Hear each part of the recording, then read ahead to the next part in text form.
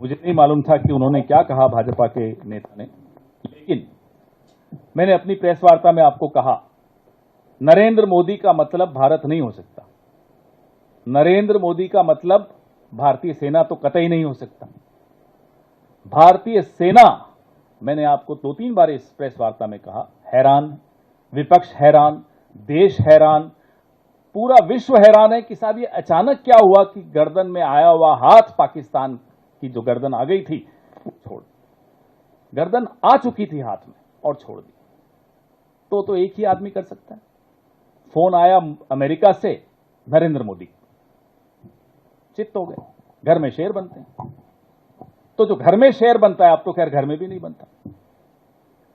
उसकी स्थिति देखिए, और फिर देश के पीछे छिप जाएंगे, देश की सेना के पीछे छिप जाएंगे। साहब ये नहीं चलने वाला। आप सीधे सीधे जवाब दीजिए, क्योंकि देश के मन की बात यह है कि सीजफायर क्यों हुआ। देश के मन की बात है सीजफायर की घोषणा डोनाल्ड ट्रंप ने क्यों की। देश के मन की बात है कि व्यापार का डर दिखाकर आपसे ऑपरेशन सिंदूर क्यों रुकवाया गया और आप क्यों मान गए। ये देश के मन के सवाल हैं। उसी देश के जिसके पीछे अभी आपके बीजेपी के प्रवक्ता जो आपने जिनका नाम लिया, वो छिप के बोल रहे हैं साहब देश का अपमान हो गया। देश का कोई अपमान नहीं। देश का अपमान तो उस दिन हुआ जिस दिन डोनाल्ड ट्रंप ने घोषणा की सीजफायर की।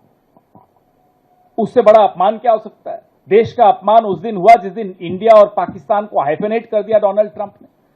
डोनाल्ड ट्रंप ने तो किया ही किया, कुवैत तक ने कर दिया।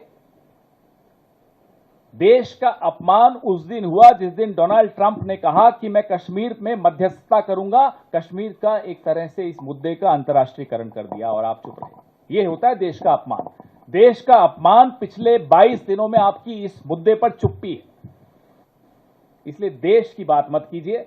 मैंने आपको भारत के सारे नाम गिना दिए, वापस गिना देता हूं। आर्यव्रत, भारत, हिंदुस्तान, इंडिया, जम्बू द्वीप, इसमें नरेंद्र नहीं है।